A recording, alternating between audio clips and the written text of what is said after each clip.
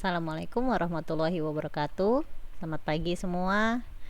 Kembali lagi dalam mata kuliah Statistika Ekonomi Bisnis Lanjutan dengan saya Faiza Shihab di bab 10 part yang kedua dengan judul Inference Means dengan dua populasi. Kali ini kita akan membahas hipotesis testing.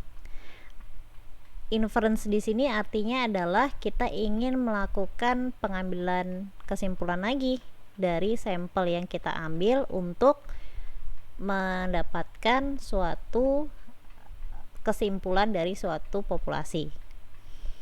Kalau kita bicarakan hipotesis testing, berarti ada dua pernyataan yang akan kita asumsikan, yaitu adalah H0 dan H1, H0 dan HA. Dalam dua pernyataan ini, bagaimana perubahannya dan perbedaannya antara bab 9 dan bab 10? Kalau bab 9 kita adalah satu populasi, bab 10 itu adalah dua populasi. Sekarang kita akan lihat perbedaan perluasan dari rumus yang sebelumnya adalah satu populasi. Untuk bagian yang pertama, untuk hipotesis testing untuk inference mean, kita akan melihat ke saat TO1 dan TO2 diketahui. Oke, ini adalah hipotesanya. Lagi-lagi ada left tail, ada right tail, dengan ada two tail. Jadi jangan lupa left tail itu adalah atau lower tail. Itu sama saja. Lower tail itu adalah uji pihak kiri. Right tail itu atau upper tail itu adalah uji pihak kanan. Two tail ya two tail, dua arah, uji dua arah. Jadi jangan lupa untuk yang 1 dengan 2 ini adalah uji satu arah, yang terakhir ini adalah uji dua arah. Kalau kalian ingat di hipotesa populasi 1, kalau populasinya cuma 1, rumusnya kan H0 titik 2 mu lebih besar sama dengan mu 0 atau HA-nya titik 2 mu lebih kecil dari mu 0. Jadi kalau kamu lihat di sini, mu di sini dipecah menjadi mu 1 dikurangi mu 2, di mana mu 0 ini akan berubah menjadi D0.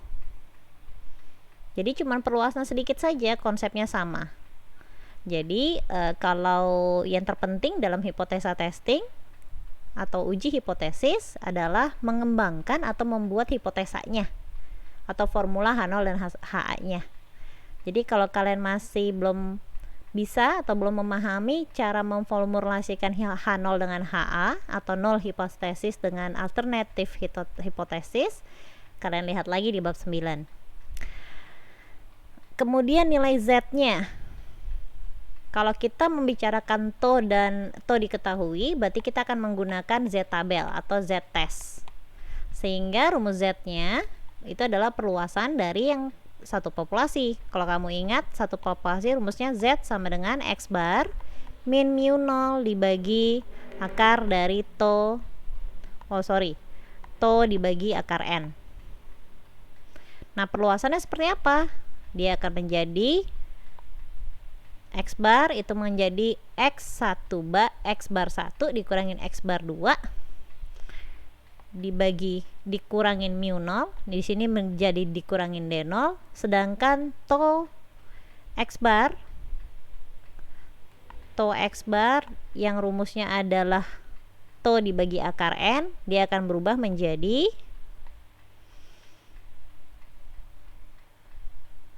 TO X bar 1 dikurangin X bar 2, dia akan menjadi rumus yang bawah, akar dari TO1 kuadrat dibagi N1 ditambah TO2 kuadrat dibagi N2 lalu diakarkan.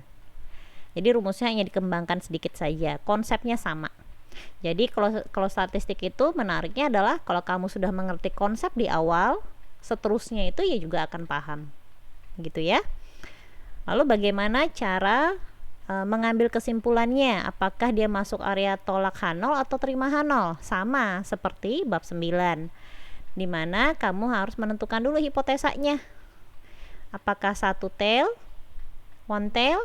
Kalau untuk yang pertama ini adalah lower tail, kalau yang kedua ini adalah one tail juga tapi dia adalah upper tail. Ingat, taunya upper tail adalah yang HA-nya ya, dia tandanya lebih besar. Lalu yang ketiga ini adalah two tail. Lalu kamu tentukan alfanya. Kalau dalam soal alfanya diketahui itu adalah 0,05, maka perlakuan untuk two tail dibagi 2, one tail tetap 1. Lalu tentukan T statistiknya. Kalau TO 1 dan TO 2 diketahui, maka kita menggunakan Z statistik, di mana rumusnya adalah sebagai berikut. Aturan penolakannya bagaimana? Aturan penolakannya sama kayak bab 9. Jadi sangat mudah. Kalau hipotesa kamu itu adalah lower tail, maka kesimpulan dari hasil akan dikatakan tolak H0 jika nilai dari minus Z itu lebih kecil dari minus Z alfa. Kalau formula yang kamu kembangkan itu adalah yang kedua atau upper tail, maka aturan penolakannya adalah kesimpulan tolak H0 jika nilai Z akan lebih besar dari Z alfa.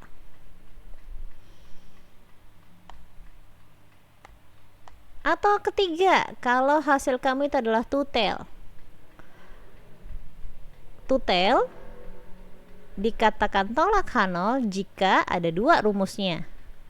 Jika minus Z lebih kecil dari minus Z alfa per 2, karena kita two tail ya, atau nilai Z lebih besar dari Z alfa per 2. Jadi intinya adalah kalau lower tail, kamu akan berfokus di area yang kiri, tapi alfanya itu adalah alfa, bukan alfa per 2.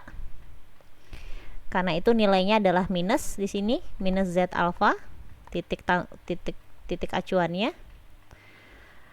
Lalu kalau data kamu itu adalah upper tail, berarti kamu akan fokus ke sebelah kanan,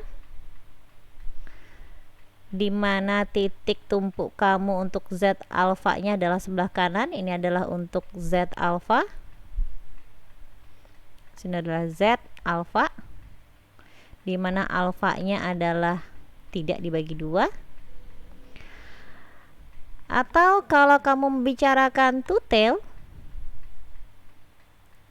bisa ada dua kemungkinan. Z kamu, hasil perhitungan Z nanti yang di sini bisa jadi negatif, bisa jadi positif. Kalau nilainya adalah negatif, maka yang kamu fokuskan adalah di bagian sebelah kiri. Tapi ingat, alfanya dibagi 2. Kalau hasil kamu di sini adalah positif, maka area yang kamu akan perhatikan adalah di sebelah kanan, di mana warna merah ini adalah untuk area Z alfa per 2. Tapi ingat, karena ini adalah two tail, alfanya dibagi 2. Baru nanti kamu akan cari pengembangannya seperti apa. Itu untuk aturan penolakan menggunakan critical value. Critical value ya. Dimana kalau critical value kita membandingkan nilai Z dengan Z tabel atau Z alpha. Kita menggunakan Z alpha kalau one tail, dan kita akan menggunakan Z alpha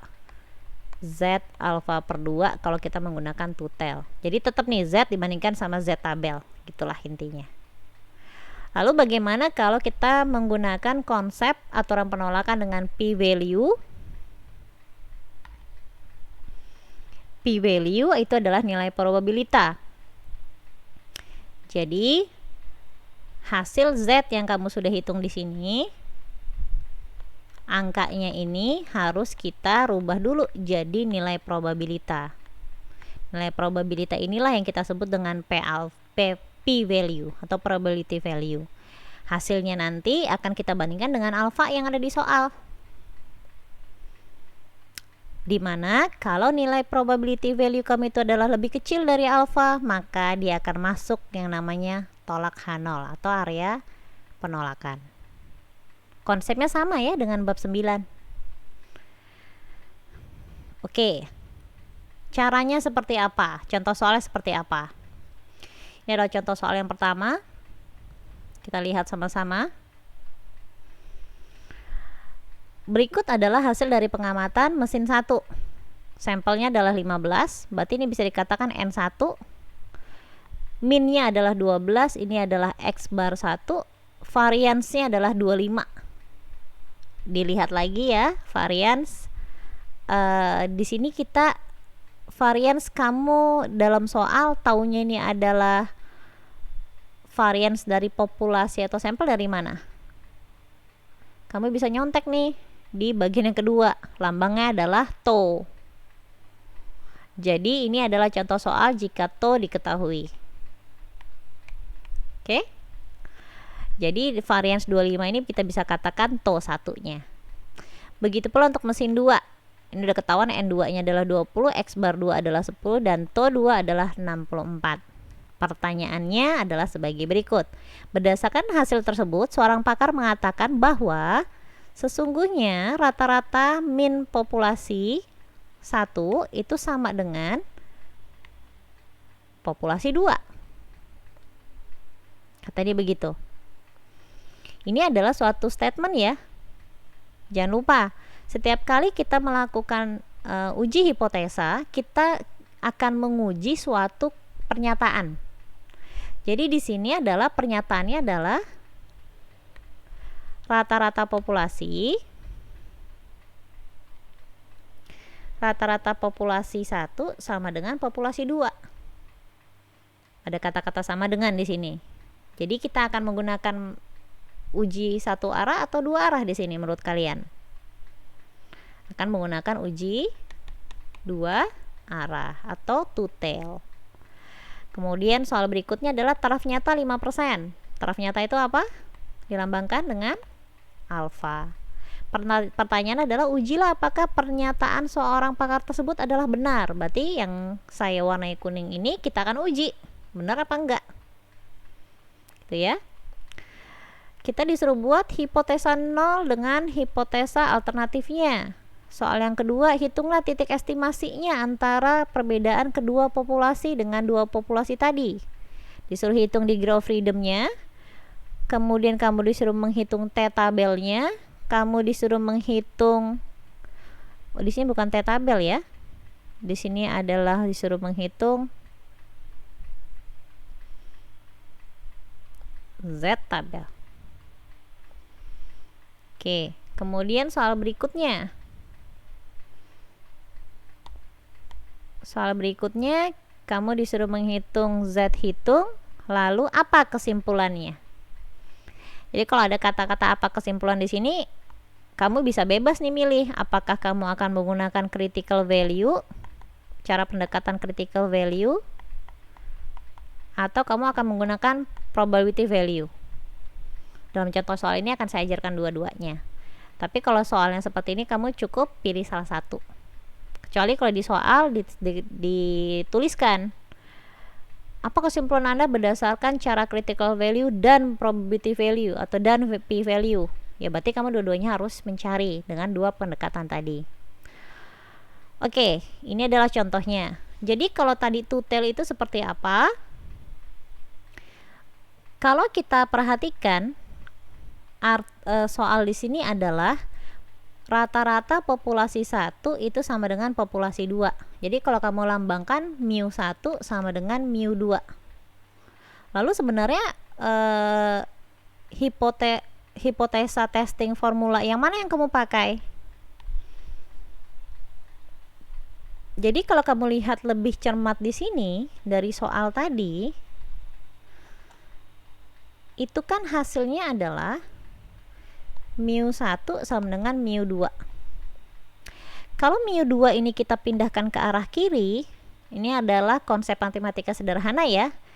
Karena nilai-nilainya ada positif, kalau dia pindah ruas, maka nilainya ini akan berganti tanda. Maka mu 1 dikurangin mu 2 jadinya. Sama dengan, di kanan nggak ada hasil dong, 0.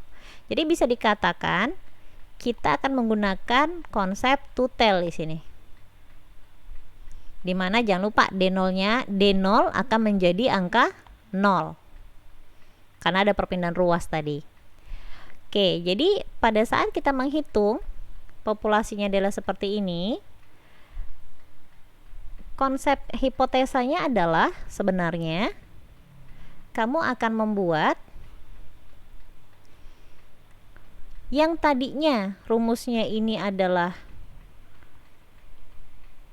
mu 1 sama dengan mu 2, itu akan berubah menjadi mu 1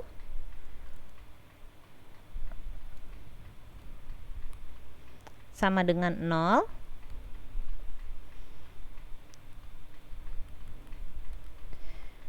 dan di sini juga sama, mu 1 minus mu 2 tidak sama dengan 0. Tapi dipanjangin artinya apa? Jadi kalau kita ingin panjangkan artinya adalah pada saat mu 1 sama dengan mu 2 atau mu 1 minus mu 2 sama dengan 0, artinya apa? Rata-rata populasi 1 sama dengan rata-rata populasi 2. Karena konsepnya tadi adalah mu 1 sama dengan mu 2. Kita ganti dengan kalimat ya, karena kan kita ingin mengetahui apakah pernyataan ahli tadi benar atau tidak. Pada saat HA di sini HA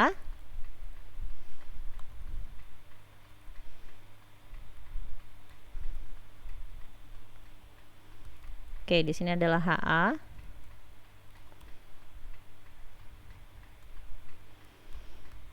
Itu adalah mu 1 dikurangi mu 2 tidak sama dengan 0, maka dia akan menjadi rata-rata populasi 1 tidak sama dengan populasi 2. Jadi kita ingin membuktikan omongan ahli itu seperti apa. Ini adalah jawaban untuk yang soal A. Kemudian yang soal B, hitunglah titik estimasinya.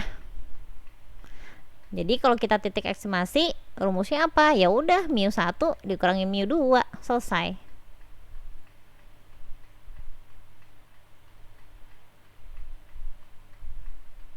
Oh, oke. Berarti di sini ada salah pelambangan ya. Di sini harusnya adalah bukan X bar, tapi di sini adalah mu 1, di sini adalah mu 2. Sehingga jawabannya adalah mu 1 dikurangi mu 2 itu adalah, kita kembali lagi ke soal, mu 1 nya adalah 12, mu 2 nya adalah 10.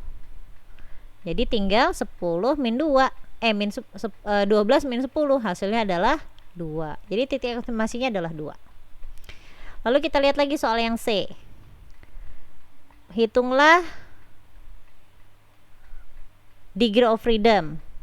Oh, karena ini adalah soal tabel Z, maka degree of freedomnya tidak ada. Ini ada kesalahan soal ya, kita abaikan soal C.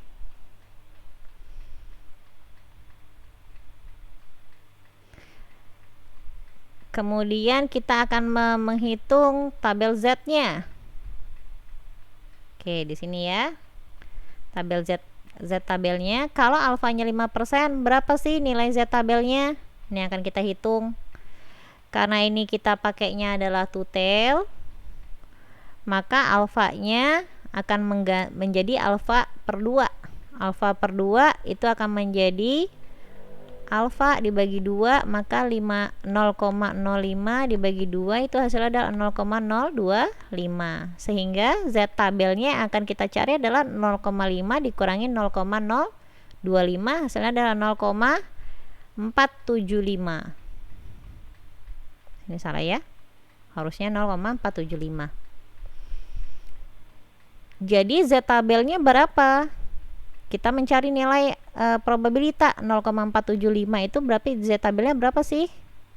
Kita lihat lagi di Z tabelnya ya.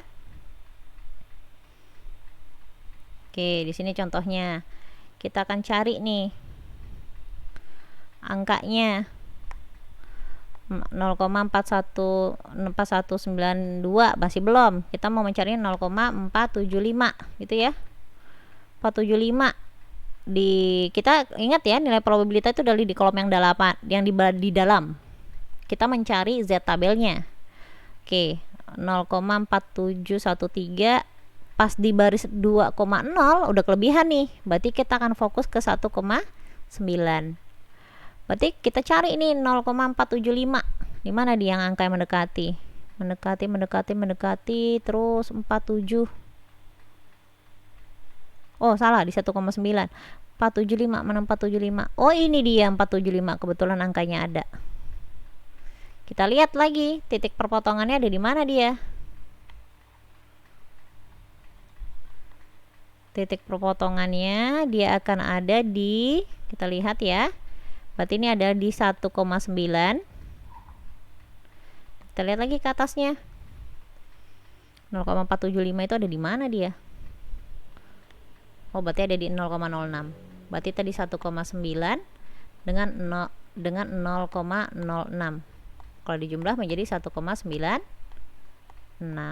Berarti Z-nya adalah 1,96. Untuk nilai probabilitas adalah 0,475, maka nilai Z alfanya adalah 1,96. Kenapa nilai di sini adalah negatif? Karena ternyata nilai Z hitung kita adalah negatif. Karena itu kita akan menggunakan diagramnya akan jadi seperti ini ya. Ini adalah minus Z alfa per 2. Di sini adalah Z alfa per 2 untuk yang positif. Karena nilai dari Z hitungnya adalah negatif, maka kita akan fokus ke sebelah kiri. Oke, jadi karena itu Z alfa per 2 nya 1,96, dia akan berubah menjadi nilai minus 1,96. Pertanyaan yang selanjutnya, berapa sih Z hitungnya? Berarti Z hitung kamu pakai rumus yang ini ya. Ini Z hitungnya. Rumusnya adalah ini deh. Sekarang bagaimana kalau menghitung pakai kalkulator? Oke, kita lihat nih cara perhitungannya.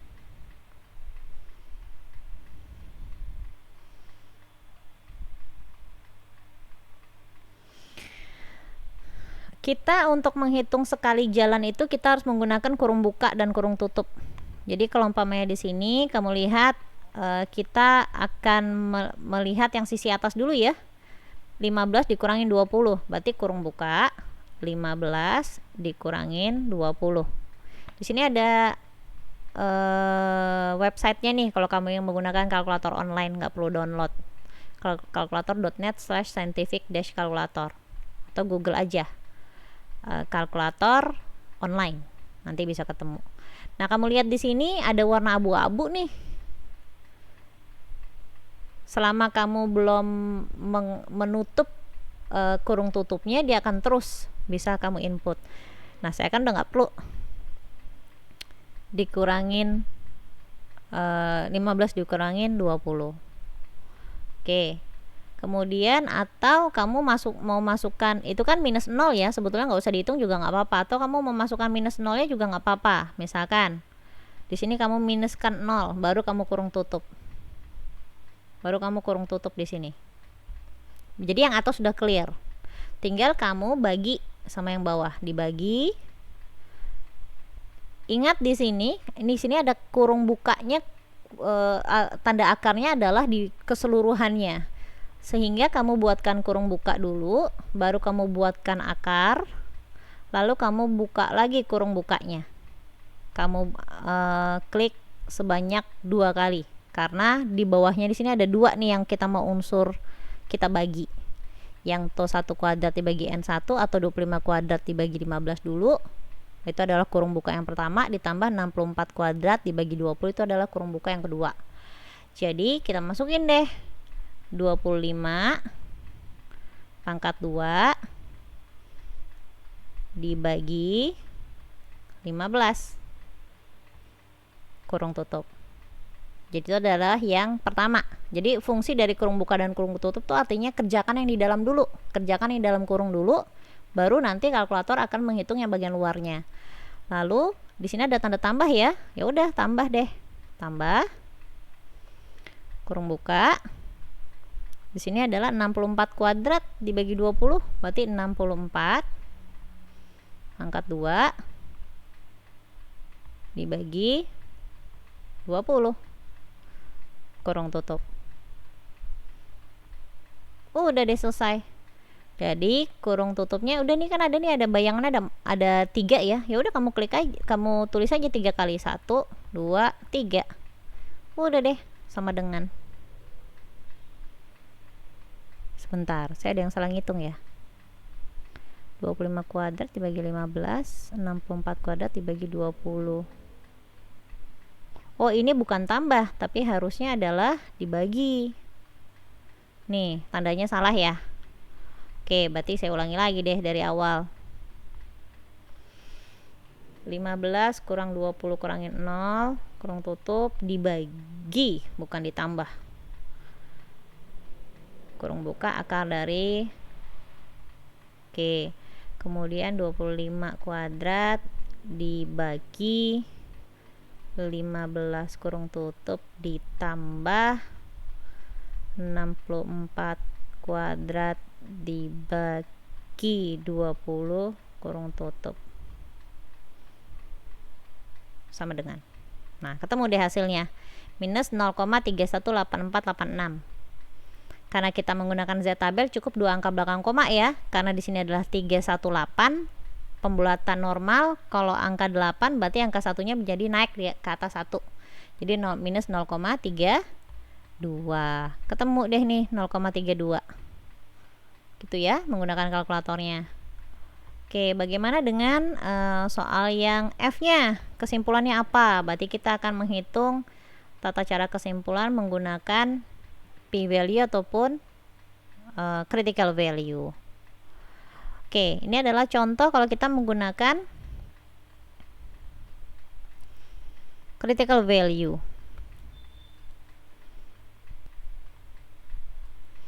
Ini tadi sudah saya jelaskan ya. Pada saat kita sudah ketemu angka Z-nya itu adalah minus 0,32, maka Z tabel kita yang tadinya sudah ketemu 1,96 itu menjadi minus 1,96. Jadi kalau kamu perhatikan di sini, minus, kita akan fokus ke area yang sebelah sini. Nah, oke, sebelah situ. Nah, kalau kamu lihat Z alfa per 2, dia akan menjadi di sini. Nah, minus 1,96. Tapi hasilnya adalah 0,32. Jadi minus 1,96 dengan minus 0,32, mana yang lebih gede? Jadi posisi minus 0,32 itu akan ke kanan atau ke kiri? Mana posisinya? Ingat ya, posisi angkanya makin tinggi maka dia akan makin ke kiri. Jadi kalau di sini ada angka, di sini adalah 0, sebelah yang mendekati 0 adalah angka yang paling kecil, minus 1. Kalau angkanya paling gede, misalkan 1000 gitu kan, minus 1000, dia akan makin menjauhi 0. Jadi posisinya kamu ingat seperti ini. Jadi di sini ada angka 1,9 sama 0, berarti posisinya 0,32 akan ada di sebelah kanannya 1,96. Berarti dia akan masuk area mana nih? Masa ada yang ingat? Ini adalah area apa? Ini adalah area terima H0. Oke, gitu ya. Jadi, bagaimana kesimpulannya? Pada saat Z lebih besar,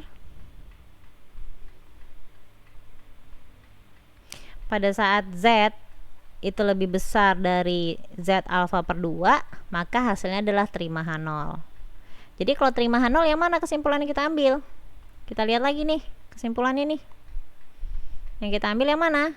Terima H0 berarti ngambil pernyataan pertama. Artinya rata-rata populasi 1 sama dengan populasi 2. Gitu ya. Oke, kemudian bagaimana caranya kalau kita menggunakan cara kedua, yaitu cara p-value. Kalau kita menggunakan cara p-value, jangan lupa tadi di bagian Z yang sudah kita hitung, ini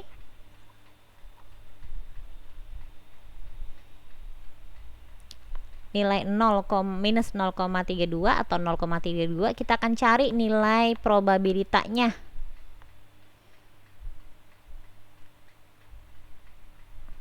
Oke, makanya di sini ada nilai Z 0,32. Saya ganti warna kuning aja ya biar kelihatan. P-value itu adalah nilai probabilitas dari Z statistik. Z statistik itu adalah yang minus 0,32. Jadi nilai Z saat minus 0,32 itu nilai probabilitasnya berapa? Kita lihat aja di tabel. 0,32. Berarti di bagian sini adalah 0,3. Yang di bagian atas adalah 0,02. Berarti ketemu angka probabilitasnya berapa? 0,1255. Berarti 0,1255 ini adalah p-value-nya. Hati-hati kalau untuk p-value, kita kurangkan dulu ya. 0,5 dikurangkan 0,1255. Kenapa? Karena nilai probabilitas ini adalah area yang alfa, sedangkan p-value itu adalah area untuk confidence intervalnya. Maka kita kurangkan 0,5 dikurangkan 0,1255, gitu ya. Namun kenapa ada kita kalikan 2 di sini? Karena dia adalah two tail. Lalu kalkulatornya seperti apa? Kalkulatornya adalah dia akan jadi seperti ini. 2 dikali kurung buka 0,5 dikurangin 0,1255 kurung tutup, sama dengan hasilnya adalah 0,749. Jadi kita bandingin p-value yang 0,749 kita bandingin sama alfa yang 0,05. Angka mana yang lebih gede? P-value ya, berarti dia lebih besar. Ketentuan tolak H0 itu jika nilai p-value-nya lebih kecil, sedangkan ini lebih besar. Artinya dia akan terima H0.